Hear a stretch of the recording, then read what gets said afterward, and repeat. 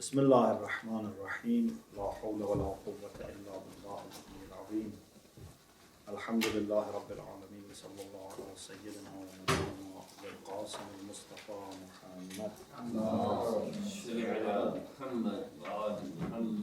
وآله الطيبين الطاهرين لا سيما بقية الله في القديم أجل الله تعالى فرجه الشريف اللهم أخرجني من ظلمات الوهم وأكرمني بنور الفهم اللهم افتح علينا أبواب رحمتك وانشر علينا خزائن رحمتك يا أرحم الراحمين. We continue our study of Tahrir al-Wasilah, the section on al-Ijtihad al-Taqlid. We studied part of lesson 1 of the book Duruus fi Tahrir al-Wasilah. So on page 14 we started conditions for marja' al-taqlid, shurut marja' al-taqlid. Okay? One was ijtihad, second was bulugh, third was aql, fourth was iman, fifth was dhukura, to be man, sixth was to be legitimate child, 7 was to be alive, 8 was to be adil. So we talked about the meaning of adalah. This was the last part that we studied.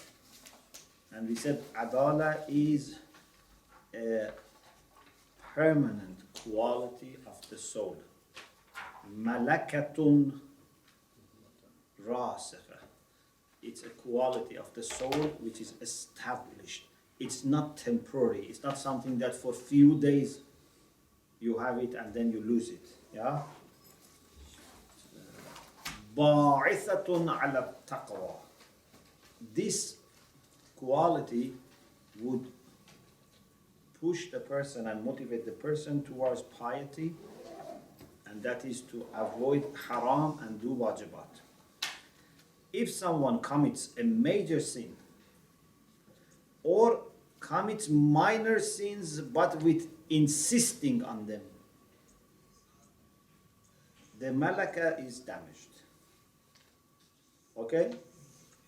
Even according to ihtiyat wajib, minor sin without insisting also is a problem. If, God forbid, a person who had this quality, because when we say it's permanent, it doesn't mean eternal. It means for considerable period of time. It's established, but still human beings are fallible. So if they commit a sin, that adalah is damaged. With tawbah, sincere tawbah, you can restore the malaka of adalah. If the malaka is there, with tawbah, if the malaka has gone, then you have to establish it again. Then we reach this point. Turuq thubut al-adala. This is where we have to resume. Turuq means ways, means methods of establishing adala. How can you confirm, verify someone's adala? Okay? The methods of verification. تثبت العدالة بالطرق التالية. Adala, justice or righteousness in a sense, because this justice, when you say justice in English, it's limited, yeah? This is justice in a comprehensive sense. Even personal piety is part of it. First, the first method, al-mu'ashara. Al-mufidatu lil-ilm aw-al-itmi'nan. You live with someone. You have lots of contact with someone. For example, you have been a student of a marja. And because you have lived with him, you have had lots of contact and meeting with him, it gives you ilm. Al-mufidatu lil-ilm. This mu'ashara means coexistence, means living together, gives you knowledge, certainty, awel itmi'nan. Or if it is not 100%, at least it's itminan. Itminan means maybe 99%. You know, there is a little chance, but you don't worry because you are very confident that this person is adil. But not 60%, 70%, 80%. It has to be a very, very high probability to the extent that the other possibility is ignored. 99%, for example.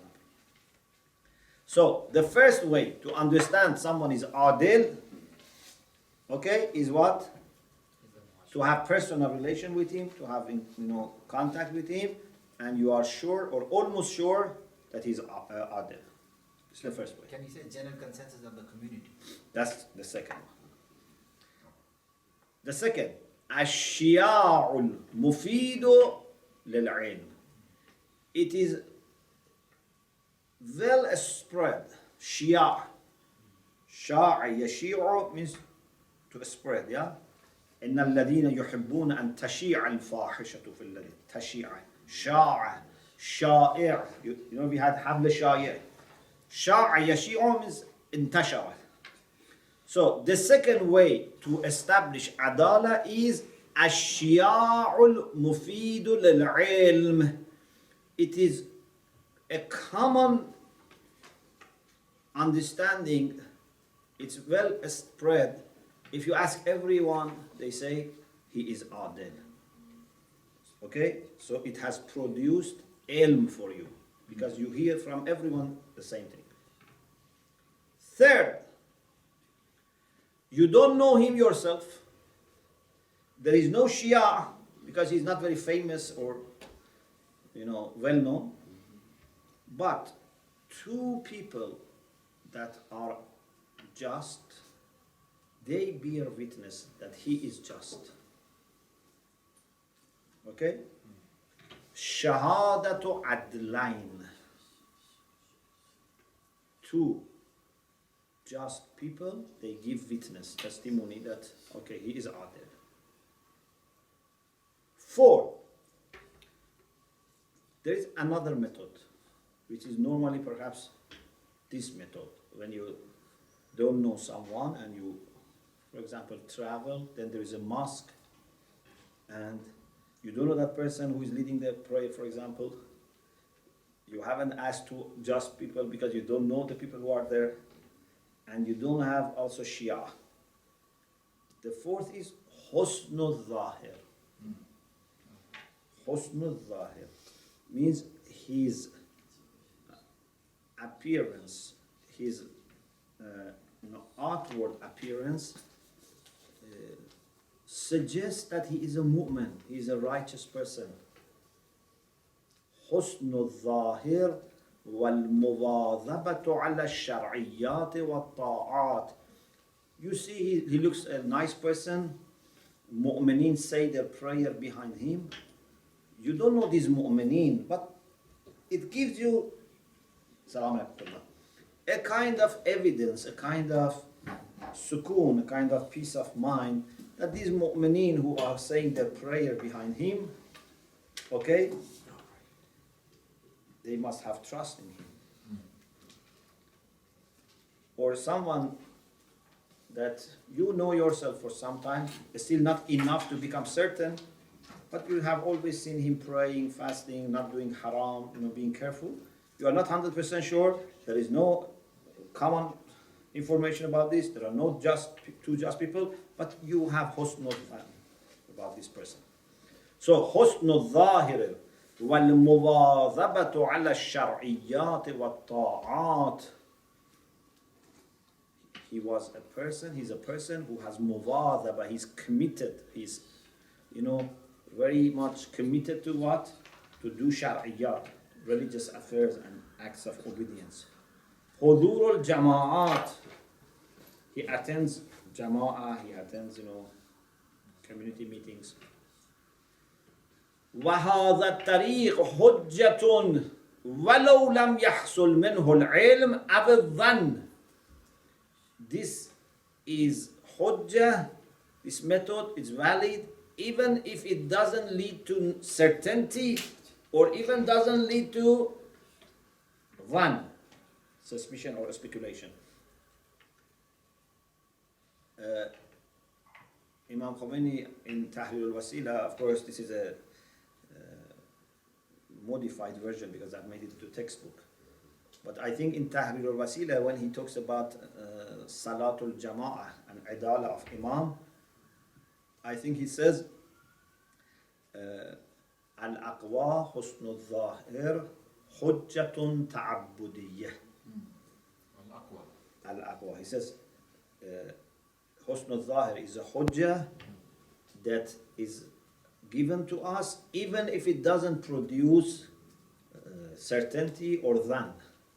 You can rely on hujjah.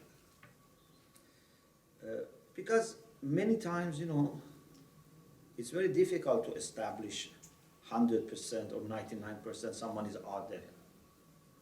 Yeah? When you go to a center, to a mosque, and there is an imam, how can you be sure? Or even how can you be saying there is a great chance that he is adil? Because you do know that people, and actually to be a person who is adil is not very common. Yeah?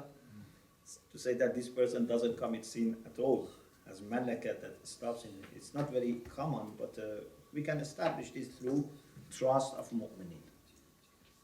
But this husnul zahir is not there if you go to a place, like for example, you go to airport, okay, and there is no fixed imam. If there is fixed imam and mu'mineen say prayer behind that person, mu'mineen, then you can say there is husnul zahir. But for example, you go to an airport, prayer room, and there is someone praying, and other people are saying their prayer behind him.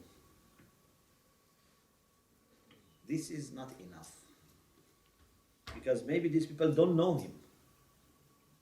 Maybe for them it's okay, because some people, as soon as they see an alim, they have trust, which is good, alhamdulillah. But when you study fiqh and study these things, it's more difficult for you. Once in I don't know, was Mashhad airport or Tehran airport, I was there and a sheikh came and some people started praying behind him.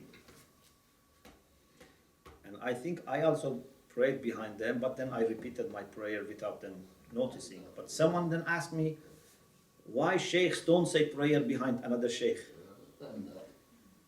And I said, it's not that they have problem of, like jealousy or rivalry, but the thing is that you have to know that this person is adil. And because we are familiar with the requirements, for us it's more difficult to say our prayer behind someone that we don't know at all. Do you get the point? But also, if people are saying prayer behind them, you should not say prayer separately to signal that you don't trust. So you say your prayer with them, but then for ihtiyat you do it again for others. But this is different from a masjid or center who has fixed congregation, because they are living together and they know him, and if he was not adil, these people were not saying their prayer behind him. Do you get the difference? Yes. Can you do your niyat of Radha in the same Jamaat? Pardon? Can you do your Radha niyat in the Jamaat, showing them unity and standing in between the Radha namaz? But you have to recite yourself, especially if it is Maghrib and Isha or Fajr, they will realize that you are reciting, so they don't take it as a unity. If there is a imam in a community, Yes. we should not investigate about the person if it's in the community. Yes. But as you gave... Unless it is proved that these people don't bother about these things. But if it is normal community, there is husnul zahir that They are mu'min and this is their imam, they know him, they trust him. But as you gave the example of the airport, Ah. do we have to investigate or we just say pray with them? No, and then in the airport, if this is not a resident imam or established imam, it's just a passenger. So you have to investigate because they are all passengers. Yeah? Yes. If there is a group of 10, 20 passengers and they choose one of them to be imam, maybe this is okay. Yeah. Because they know each other. So you see a group of talab are traveling and they trust one of them. So you can take this as husn al-zahir. But if they don't know each other and it just has happened, that's a time of prayer and they're waiting for their flight and they are saying the prayer, then you cannot say this is an evidence. That's the majority of time. Yeah, it happens. So, there are 4 methods for establishing adala of someone. Okay? Now we are talking about marja, but as I said, this comes also in the issue of imam al-jama'ah. Because imam al-jama'ah has to be adil. The first method is you have lived with that person, you have personal contact with that person, which produces either ilm aw al-itmi'nan, certainty or very close to certainty. You have no worry. Second, ashiya'ul mufidul lil-ilm. It has been well spread. You ask everyone, they say, this ayatullah is adil. Third, shahadatu adlain. 2 just people, adlain is adilain. 2 just people bear witness that he is adil. Fourth, husnul zahir. There is husnul zahir, he looks to be a mu'min, not just by having a beard.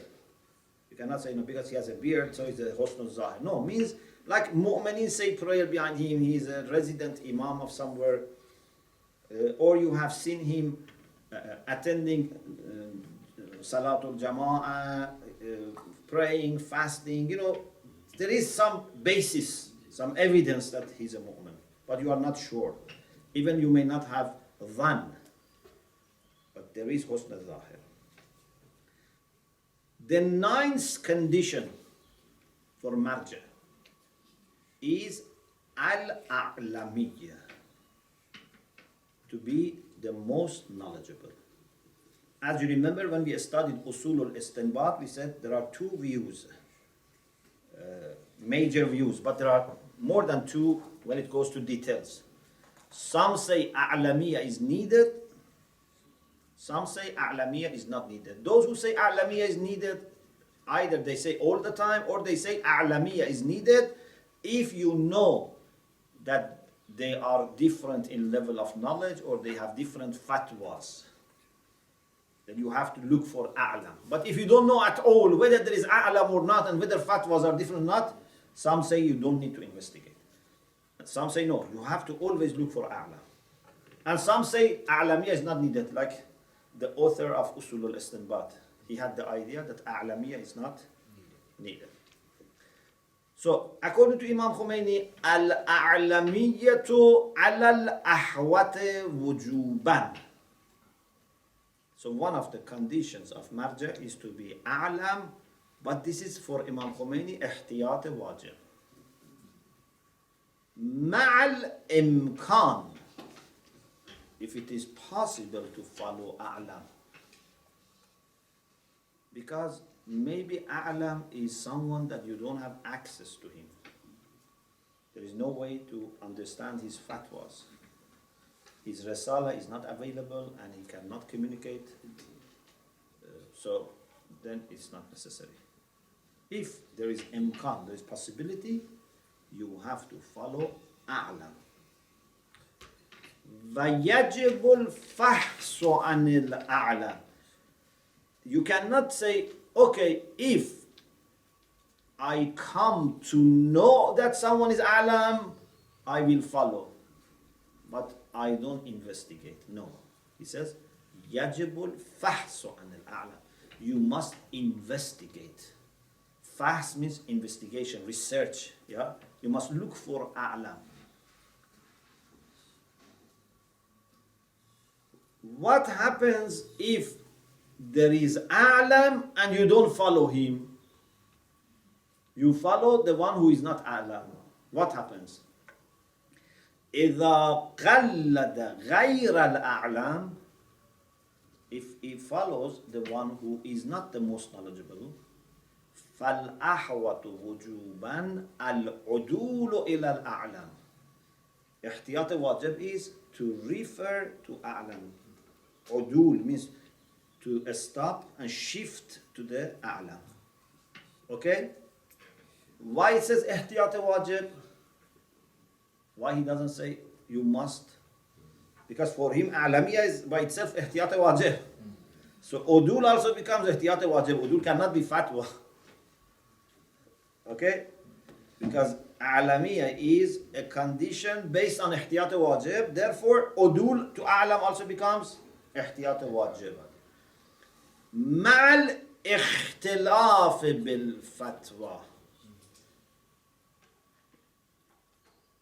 If there is difference in fatwa, maybe it was مع العلم بالاختلاف بالفتوى. Here it has written مع الاختلاف بالفتوى, but you need to check. Maybe it's مع العلم بالاختلاف. If you know there is difference of fatwa, or if there is difference of fatwa. I think there is missing here something. Another question. If I investigate and I realize A is a'lam and I follow him. After some time, B becomes a'lam. He's an emerging ayatollah who is, mashallah, very knowledgeable, and he precedes this, the one which used to be a'lam. He's no longer a'lam. This one is now a'lam. Can I continue with my marja or I have to shift? Imam Khomeini says, احتياط wajib is to shift. وَإِذَا قَلَّدَ الْأَعْلَمُ ثُمَّ صَارَ غَيْرُهُ أَعْلَمَ مِنْهُ. Then someone else becomes more knowledgeable than this person. So, you establish Ayatollah A is a'lam. You follow him. After some time, you establish Ayatollah B is a'lam. You have to shift to Ayatollah B. الأحوط وجوبا العدول إلى من صار أعلم منه. احتياط wajib is to shift to the one who has become more knowledgeable. Yeah? What's the difference between this one and the previous one? The previous one was you have followed the one who was not a'lam. We say you must go to a'lam. Ihtiyat wajib is to go to a'lam. Now we say even if you have followed a'lam, but someone else became a'lam in this process, you have to shift to a'lam. You see the difference between this masala and previous masala? Question.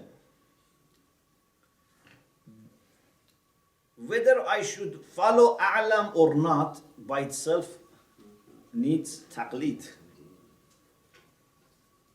Whose idea I should follow in this case? Okay? He says, يجب تقليد الأعلم في مسألة تقليد الأعلام. It's very rational. If you want to know what to do, you have to find out who is a'lam. If he says you can go to غير a'lam, okay. If he says you must go to a'lam, you go to a'lam.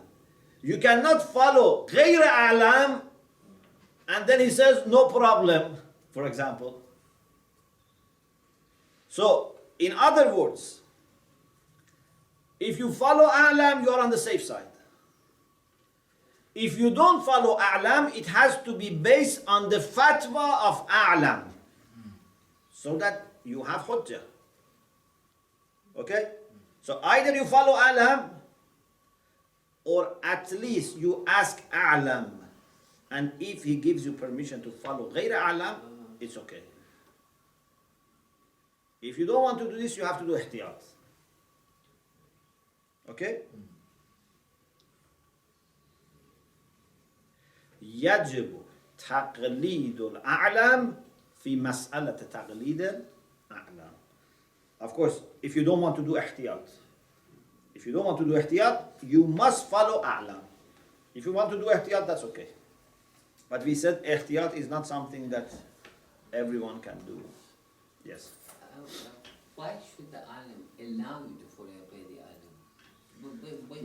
Because maybe his understanding is, like we had in Usul al-Istinbat, that a'lamiyya is not a requirement. You refer to expert. You don't need to go to any expert who is most knowledgeable. We had different arguments for and against a'lamiyya. Yeah? So, in any case, if a'lam himself says a'lamiyya is not needed, okay, you can go to someone who is not a'lam, who is maybe second or third, whatever. But if a'lam says you must follow a'lam, what hujjah you have to go to non-a'lam? You say this non-a'lam says a'lamiyya is not needed, it's not enough. If non-a'lam says a'lamiyya is needed, then you cannot follow him because he himself says don't follow me. But if a'lam says a'lamiyya is not needed, then you go to ghayra a'lam and he says a'lamiyya is needed, it's not a problem. You can still follow him. You understand? There is another question. We had this in Usul al-Istinbat. What do we mean by a'lamiyya? You remember the author of Usul al-Istinbat used as one argument against a'lamiyya as a condition that it's very difficult and there is controversy about what is a'lamiyya. You remember? He said it's very difficult for a person, a lay person, to know what is a'lamiyya and who is a'lam. Of course, we gave an answer there, but in any case, what is opinion of Imam Khomeini? Is it a matter of having more masail in your mind? Is it a matter of having more experience, more fatwas? What is a'lamiyya? Imam Khomeini says, al-a'lamu huwa man yakunu a'rafa bil-qawa'id wal-madarik lil-mas'ala. A'lam is the one who has more ma'rifah, more knowledge of rules, fiqhi rules, usuli rules, rajali rules. Okay? He has more ma'rifah, more knowledge of the rules and madarik, resources, references.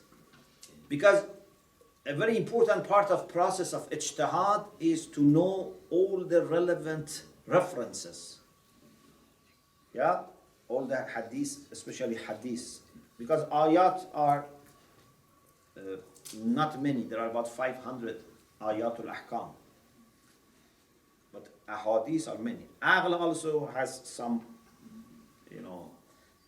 mustaqillat aqliya and ghayr mustaqillat, we have discussed this in usul al-fiqh.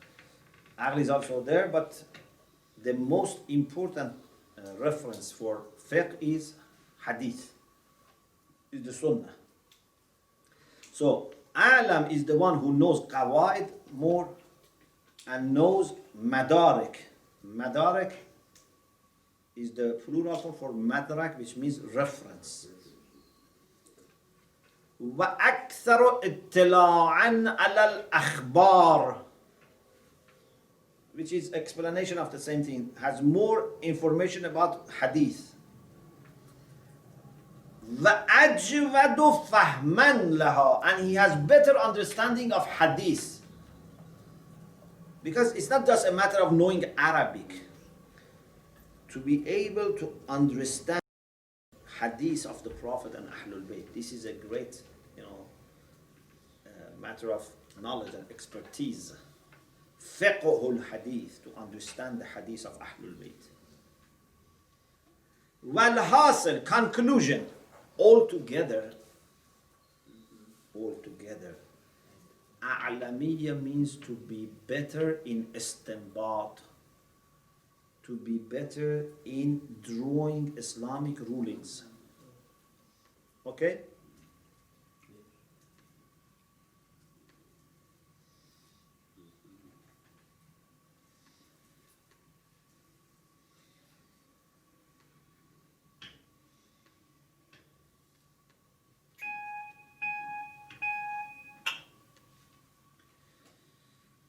Al-ajwadu istinbatan. So his fatwas are more likely to be true and correct. Question: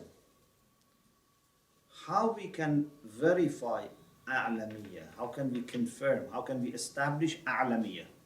And how we can verify ijtihad to begin with? Because a'lam has to be first mujtahid, and then among mujtahideen, the one who is most knowledgeable is a'lam. Okay? So in the same way we talked about how to establish adala, now we have to discuss how we can establish ijtihad and a'lamiyyah. تثبت الأعلمية والاجتهاد بإحدى الطرق التالية. To be most knowledgeable and to be mujtahid can be established in one of these ways. First, al-ikhtibar, to examine. But this is for who? For someone who is alim. An alim can examine someone and say he is mujtahid or he is a'lam. إذا كان المكلف من أهل الخبرة. He himself is an expert. What does it mean he's an expert? It means he is من أهل العلم والاستنباط. He himself is a mujtahid. He can do ijtihad, he can do istinbat, and he goes and examines ulama and says yes, he is mujtahid or he is a'lam. 2. الشياع المفيد للعلم. To be very popular idea, very established idea, well spread, that he is mujtahid or he is a'lam, to the extent that it leads you to become certain. In the footnote says, according to Ayatollah Khamenei, itmi'nan is also enough. A shia that produces ilm or itmi'nan. Imam Khomeini just mentions ilm, but in the footnote says awal itmi'nan. Yes. What's that called in Arabic again, sir? Itmi'nan means to be confident. It means you have peace of mind. So it is not, it's not 100%, but it's 99%.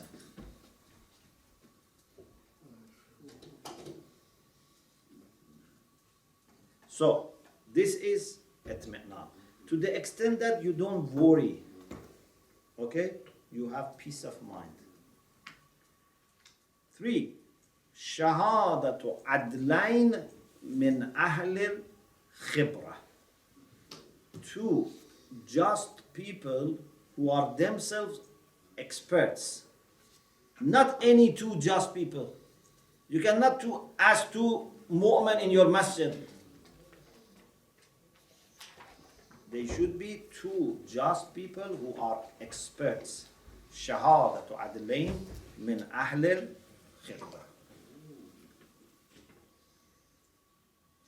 So, alhamdulillah, we discussed all the conditions for marja', and when it comes to adala and ijtihad and a'lamiyya, we also discussed how we can establish that. The next part is al-udulu fi al-Taqlid. Can you just remind me, what is Ahl al-Kibr? Ahlul khibra means experts. Those who have expertise. Khabir means acquainted, well acquainted. Ahlul khibra. Yeah. Al-udul fi al-Taqlid. What does it mean al-udul fi al-Taqlid? Means shifting. In your taqlid, you shift from one marja to another marja. There are three mas'ala here.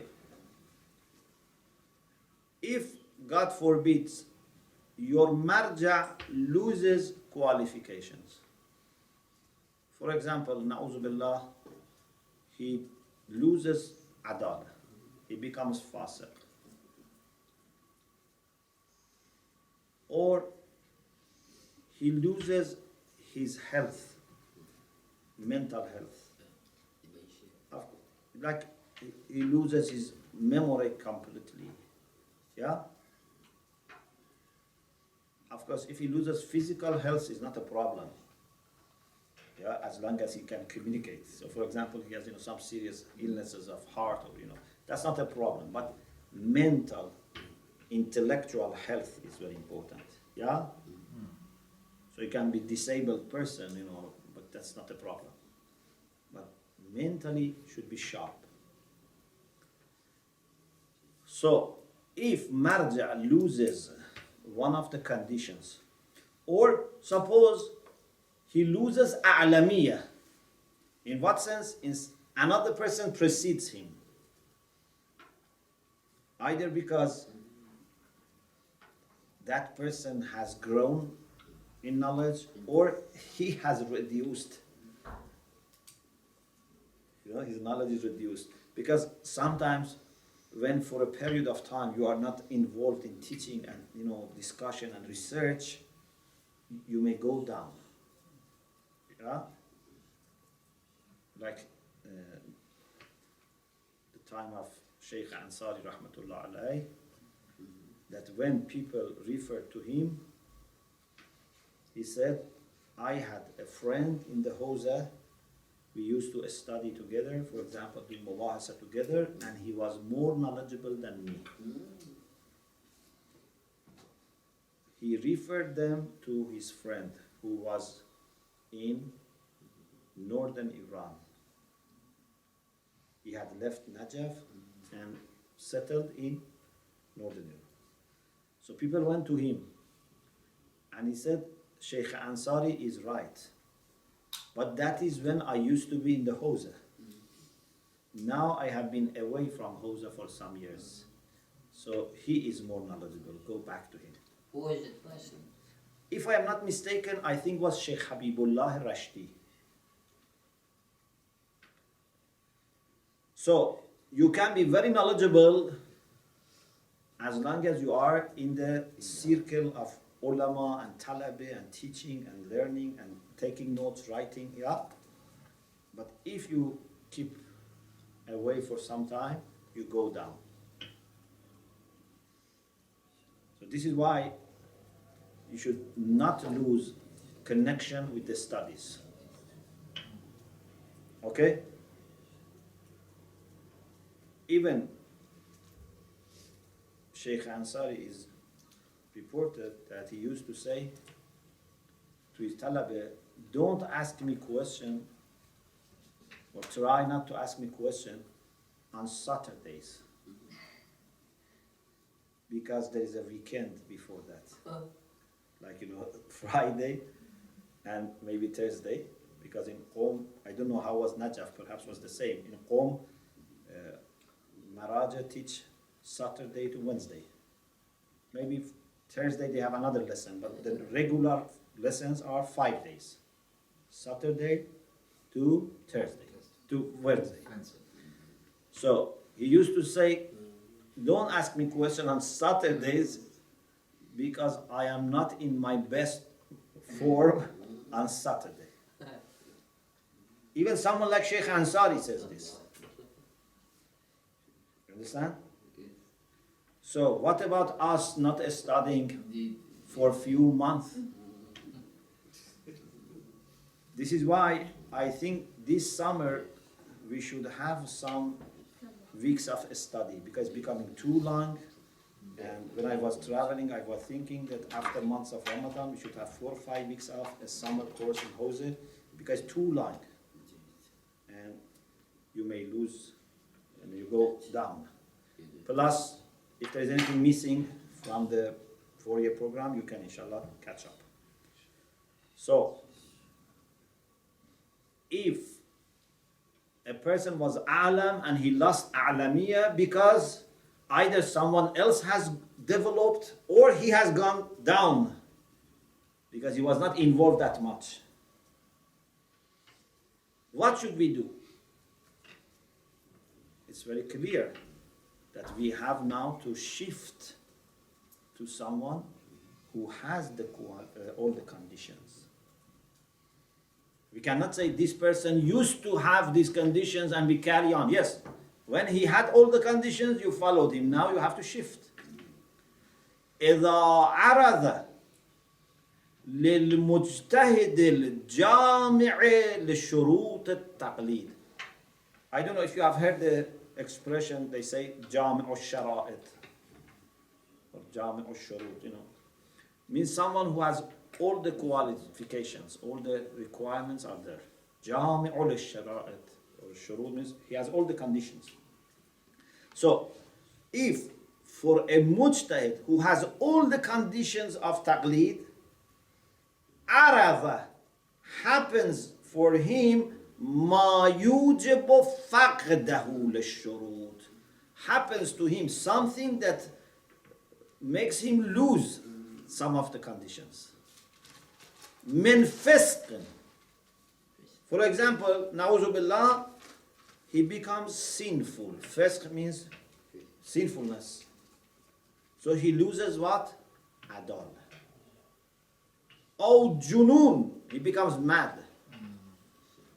Sometimes muqalladin can make you mad by asking nonsense questions and all the time asking for permission. Sometimes you may Alhamdulillah, Allah saves our maraj, but it's very difficult to work with the community sometimes. So, if he loses his mind, we cannot say we want to follow him because we made him mad. No. Anyway, you have damaged him also. Or nahw zalik, or other conditions like a'lamiyah, for example. Why after that إذا عرض ما يوجب فقده للشروط يجب العدول إلى الجامع لها, means جامع للشروط. You have to shift to someone who has all the conditions. Okay? So, this is the first point. Second, إذا قلد من ليس أهلا للتقليد. If someone has started taqlid, but not the one who was qualified. He did taqlid, but now he realized that he was not qualified. He didn't know what are the requirements, or he didn't bother that much to inquire. He started doing taqlid. Now he realizes that he was not qualified. ليس أهلا للتقليد. He was not a person that could be followed. يجب العدول إلى من هو أهل التقليد. So, what is the difference between this mas'ala and the previous mas'ala? In the previous mas'ala, to begin with, his marja was okay. But the marja lost conditions. So he must shift to someone who is qualified. In the second mas'ala, he followed someone who was not qualified. Even at the beginning was not qualified. It's different from the previous mas'ala. He followed someone who was not qualified. Now he knows that there is someone who is qualified, or this person is not qualified. He must shift to the one who is qualified. يجب العدول إلى من هو أهل التقليد. What does it mean, أهل التقليد? Means he is qualified to be Taqlid. He deserves Taqlid, you know. 3. Another case for udul is when you follow a'lam, but your marja in one mas'ala doesn't have fatwa and has ihtiyat wajib. Again here, you can do udul. You don't need to do udul. In the previous 2 mas'ala, you had to do udul. You had to shift. Here, you can shift. How is it? How do you spell udu? Udul. Udui. Udul. Udu. Like adl, but with waf. Udul. Udul is a plural for adl also, means people who are adil. But here is a masdar, means to turn away, to shift. Adala ya'dilu udul means to shift, to turn away. So, إذا لم يكن للأعلم فتوى في مسألة من المسائل.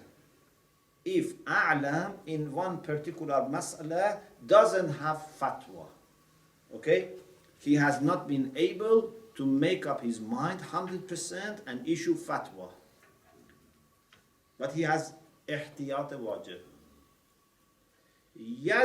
يجوز الرجوع في تلك المسألة إلى غيره. You can refer to someone else. But to whom? The second most knowledgeable. مع رعاية الأعلم فالأعلام. You have to consider the rank. So from أعلم you can go to the second أعلم. Second most knowledgeable person. Okay? No. According to Imam Khomeini, only in that issue. Okay? There is another thing that Ihtiyat wajib, we have a discussion here about it, inshallah, the next lesson. But basically, is when marja has no fatwa, but tells you that to be on the safe side, you should do this. Okay? For example, he cannot give you fatwa like now. Imam Khomeini says, ihtiyat wajib is to follow a'lam. He doesn't say it's fatwa. But practically, it doesn't make difference for you because whether it is fatwa or ihtiyat wajib, you have to do it. The only difference is in ihtiyat wajib, you can refer to someone else. In fatwa, you cannot refer to someone else. Okay? Unless the second person is equal in knowledge. That's another issue. If someone is equal in knowledge, then can we refer to him or not in some masail? Even if it is fatwa, that's another issue. That is called at-tab'id of al-Taqlid. Okay, to divide your taqlid into different areas. That's another thing. Yes. For example, if the a'lam, he says that do ihtiyat wajib. Yes. And we have second and third alam. Yes. The second says exactly the same like the first one. You go to the third. You can go to the third. Or you can go to the third. Yes. Till you reach someone who has fatwa. So fatwa will be prioritized. Yeah. It seems like this. Of course, you check your marja, but it seems that you can do this till you reach fatwa. It seems like this. So, مع رعاية الأعلم فالأعلام. You know, this expression itself shows that أعلم فالأعلام. The second knowledge, most knowledgeable, then the third most knowledgeable. على الأحوة وجوبا. In the footnote, it says that according to Ayatollah Khamenei, when you come across, okay, ihtiyat wajib for him, if he has ihtiyat wajib, you refer to Imam Khomeini fatwa. Okay? You can do ihtiyat wajib, act according to ihtiyat wajib, or you refer to Imam Khomeini. This is what the people who were in the office in Beirut, have put here. I think this was maybe a little bit different from what they have put, but right now we are just doing fiqh discussion, not actually something for practice. For practice, you refer to Risala, you find it more clearly, inshallah. Another question. الشك في صحة التقليد. If you have doubt whether your taqlid was okay or not, because you have doubt whether your marja' was qualified or not.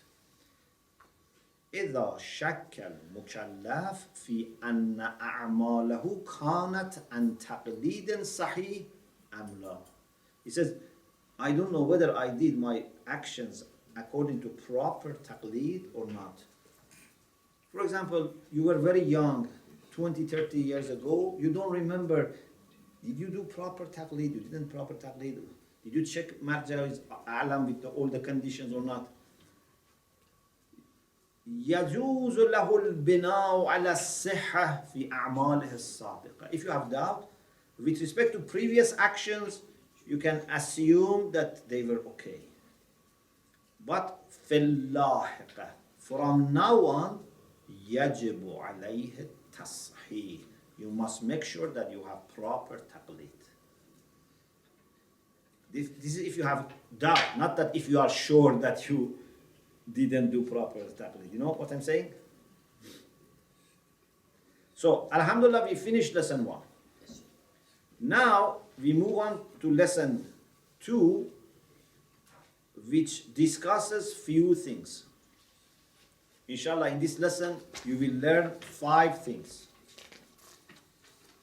1, how we can understand fatwa of our marja. What are the methods of understanding the fatwa? 2, what are the masail, what are the issues that you must do taqlid about them? Which masail you have to do taqlid? 3, what is the meaning of al-ahwat? If you come across al-ahwat in Risala, what does it mean? Al-ahwat means to be more precautious. Question 4, what is the ruling about remaining with the dead marja? Al-baqa ala taqlid al-mayyit. Question 5, what happens when 2 marja are equal in knowledge? 2 on the top, not 2 in the bottom or middle. 2 on the top, they are equal. What happens? Okay. So there are 5 issues that inshallah you will learn when we study this lesson. First, طرق معرفة الفتوى. There are 3 ways of learning fatwa of your marja. كيفية أخذ المسائل من المجتهد على أنحاء 3. There are 3 ways that you can learn and take masail from your marja. First, السماع من المجتهد مباشرة. To listen to the mujtahid directly. If you are fortunate enough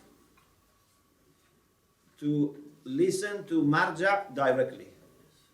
So you have lost me, I can't find it. Page 23. So page 23. Did you miss page 19 and 20? Those are just white. No, 19 to 20 is about introducing some books of Imam Khomeini on fiqh. Lesson 1 finished. We go to lesson 2. Sorry. Page 23. Yeah, got it. So the first way of understanding fatwa of your marja is listen to him directly. Mubasharatan. Okay? Means directly. 2. نقل العدل الواحد. 1 just person reports for you, for example, Imam of your masjid, or an alim, or even doesn't need to be alim, but he is a just person,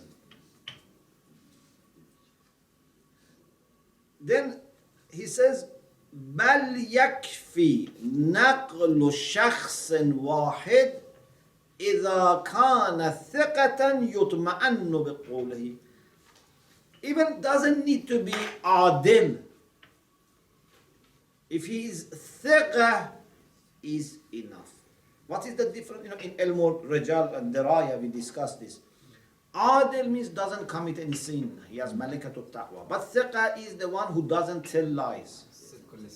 Yeah, means he is reliable in his speech. He is, honest and truthful, trustworthy. So, either one adil or one thiqa, that you can have peace of mind about what he says. He never tells lies. Okay? So, if one adil reports, why we say one adil? Why we don't say two adil?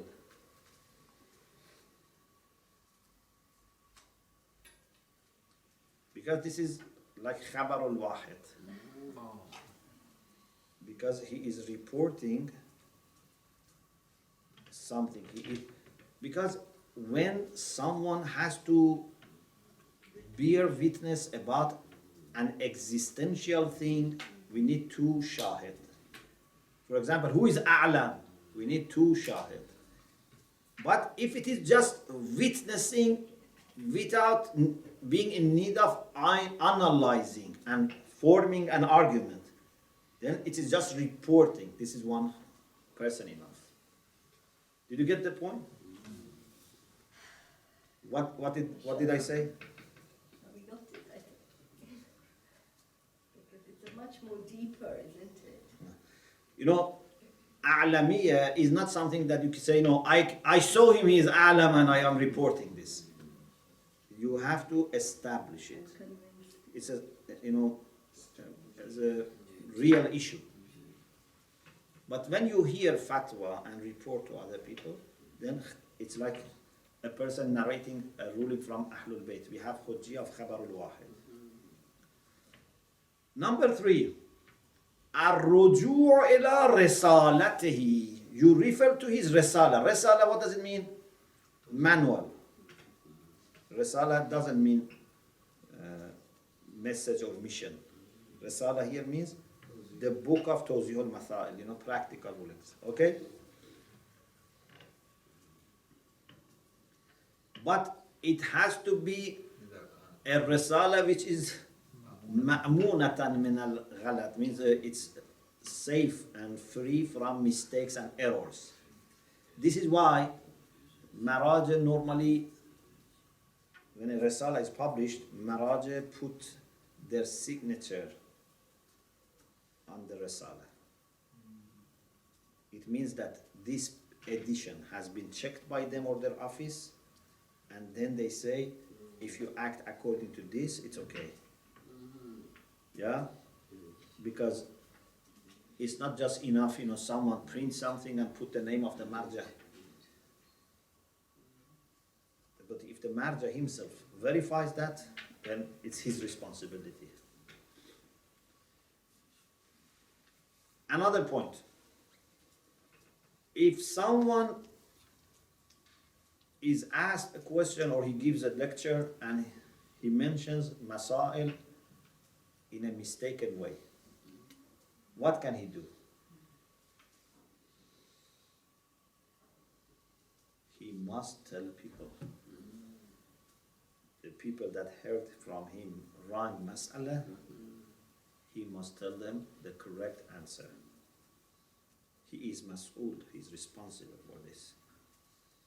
إذا نقل شخص فتوى المجتهد خطأ.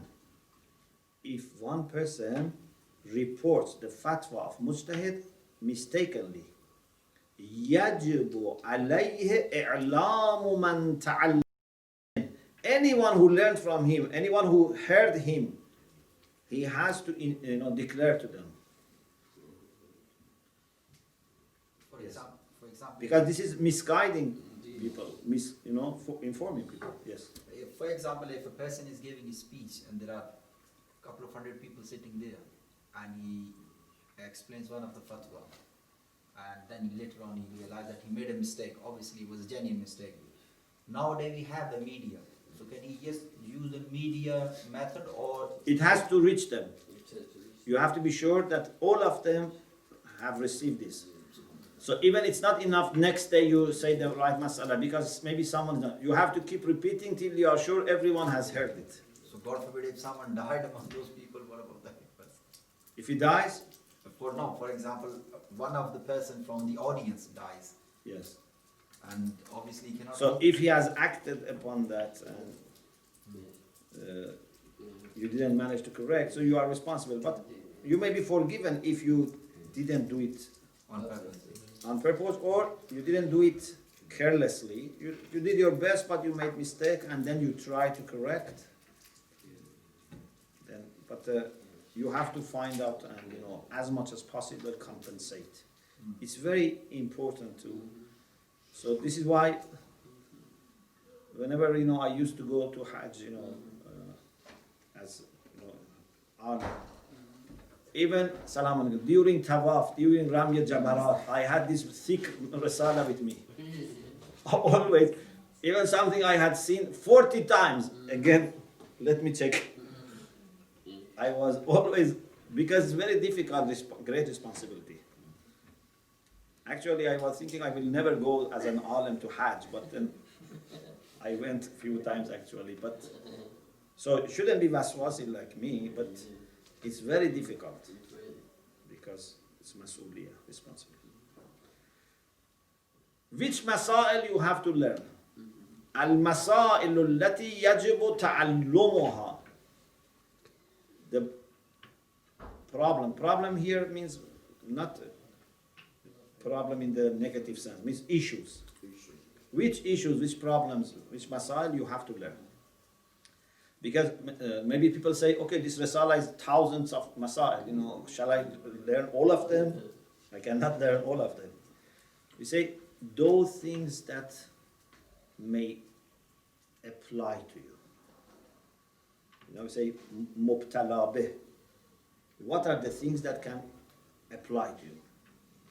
Okay, for example, tahara, najasa, salat, fasting, those masail of them that normally happen, or if you want to do business, the masail about this type of business, you have to know.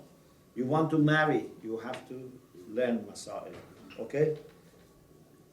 So, يجب تعلم مسائل الشك والسهو وغيرها. You have to learn masail about doubts and sahw in salat or fasting. Anyway, مما هو محل الابتلاء غالبا. Something that normally happens.